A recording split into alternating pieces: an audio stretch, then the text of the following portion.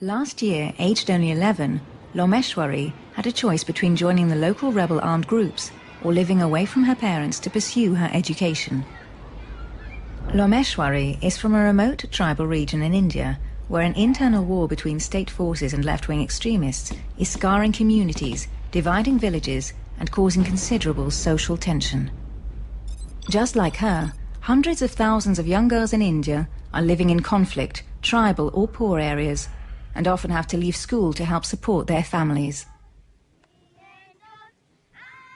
Many families don't really see the point in investing in their education, as boys are often considered to be the sole breadwinners able to care for their parents in the future.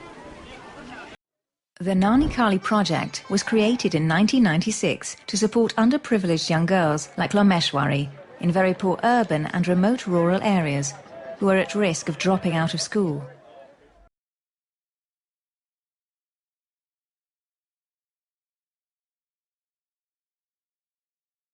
The project provides them with special sponsorship through which they receive educational support. It is implemented at grassroots level through a network of 23 NGOs across 7 states in India. Jointly managed by the K.C. Mahindra Education Trust and Nanhi Foundation, it provides material and academic support to over 57,000 girls today. With almost 1,500 people working across the country, the academic support is based on an innovative method called the cooperative learning approach, which uses entertaining techniques such as storytelling, group games, debates, and group discussions to make learning fun. Classes take place before or after school hours and cover maths, science, and language to bridge gaps in learning. When Lomeshwari decided to attend the academic support classes, she went to live with her grandparents and followed courses each day at dawn to catch up with the requirements of grade 5.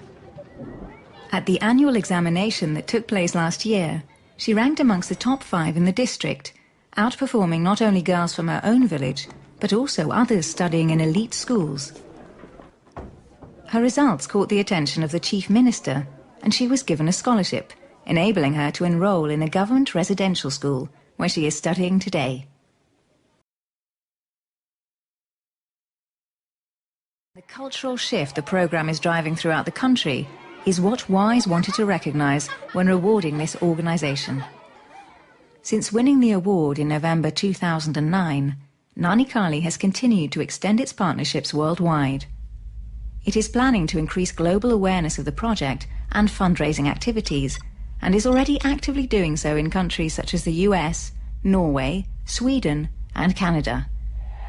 It is also creating 2 new innovative websites to help draw attention to the girl-child issue in India. The award's prize money was used to provide educational support to 165 additional underprivileged girls for 3 years in poverty-affected areas of Andhra Pradesh in South India.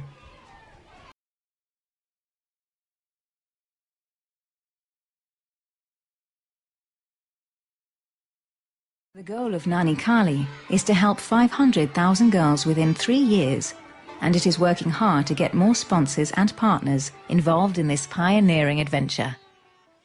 Amongst the inherent problems that we have in our country, and there's a lot in any country, but we have a serious issue with the gender dynamics and the way they exist. I find it astonishing that a lot more men haven't realized that women can actually do pretty much anything men can do. And for a nation that's been ruled for a significant period of time since independence by women in the states as well as at the national level, you'd think that more people would figure this out. So I will never understand why there's a preference of having sons over daughters. I have a daughter, and it's the most remarkable experience of my life. She's brilliant, she's beautiful, and she's nurturing, and she's caring, and she's great. I have a different equation with my son, which is also fabulous. But daughters are special. We don't realize what kind of gender time bomb we're sitting on when there's a skewed ratio of males to females, and people don't understand that the consequences of this are potentially catastrophic. I've been a commercial photographer for years, and I think after 20 years of taking pictures, it's extremely gratifying if I think my images have a lot more power, and if they can make a little bit of social change, then I think I've done something right. So we're starting with Mumbai. We started from the top famous people with daughters who are very, very happy to have daughters. And so, thank you Anil Kapoor, Sachin, Alik Padamsi, Rishi Kapoor, and Javed Akhtar sir. So, they were happy enough to quickly agree to pose for us. We use that as a campaign, and I think the response has been really quite interesting. And it's been fun. I'm feeling all warm and fuzzy. I think most definitely. I think it's been amazing, and I must thank Atul, because as he just said, he is the one who brought out this idea. In fact, I think it was after the Nirbhaya raid which really pushed him, and he started thinking about this. The message we want to send across to fathers in India is, be proud of your daughters. And we're inspired by all these fathers who have come here today and yesterday.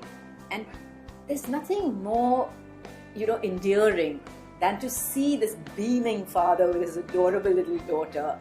And that's the message that we need to send out to India. Because you have to value your girl child. And there is nothing more of a treasure that you can have than a girl child. Every single family who has come in have told me that this has to be the best initiative that anybody has done. If you just take a look at some of the comments that the fathers and the daughters have written on the notice board, that's when you see the gushingness which comes out of each of the, whatever is being felt over here. A wise man once told me that the power of an image is actually tremendous. And there's a long-term value. I mean, we shot somebody who's, let's say, 3 years old or 8 years old with her dad, or some girl who shot with her dad who's like 75 years old. And there's a intrinsic, archival, historical, emotional value to that image as it gets older. So as far as I'm concerned, we may not realize this right now, this instant, but we are leaving behind some sort of legacy. We are leaving behind some sort of emotional connect to not just them, but somebody who comes and views the image in their home, in their office, wherever it is, later. It sparks off a conversation, sparks off a story, leads to something else.